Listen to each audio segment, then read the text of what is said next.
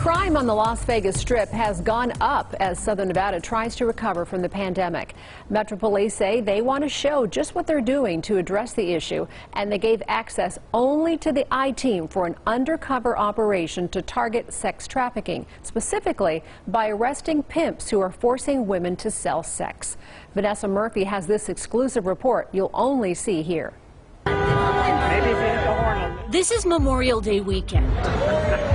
And while visitors enjoy the Las Vegas Strip, there are a lot of criminals and there's a lot of nefarious activity going down on the Strip. Jim, where are you going? This team at Metro Police headquarters, we have a mission. Gets ready to address a dark underbelly of the glitz and glam. Welcome everybody to, I think what's going to be the largest actual human trafficking operation we've ever done. Lieutenant William Machko heads the Vice section. We're here tonight because Memorial Day weekend attracts a great deal of traffickers to the valley. Arrest reports obtained by the I-Team point to a rise in violent and prostitution-related crimes on Las Vegas Boulevard. Sex traffickers seize that opportunity to come in and sell people.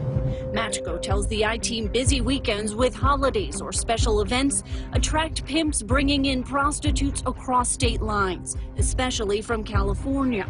Metro is teaming up with federal agencies to target the pimps. Police will work both in uniform and undercover. I'll just be walking through the casino floor and wait for pimps to come up and approach me. This officer will be posing as a prostitute. They usually start out by complimenting us, telling us, asking us what we're doing out there. They go on to just tell us how we can do better and how they can help us. But what she describes is a broken promise. They go after children. They go after vulnerable women. They're just extremely violent people. They enslave them. In 2020, Metro identified 128 adult victims of sex trafficking, meaning they were forced or coerced to sell sex. The department also identified 123 victims under the age of 18.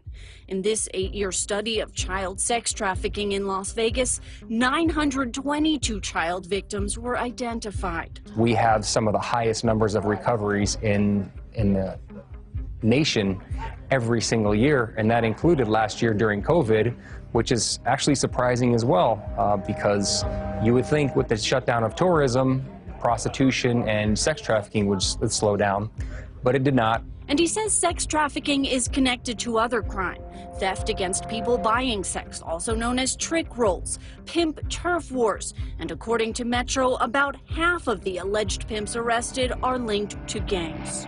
It's just another challenge with being a major tourist destination. This vehicle can help us out on our undercover operations. On this Saturday night, there's a command post. Cameras show different angles and several teams are at work while the I-Team is embedded. And they can plan the entire response from this vehicle. A total of 14 arrests are reported.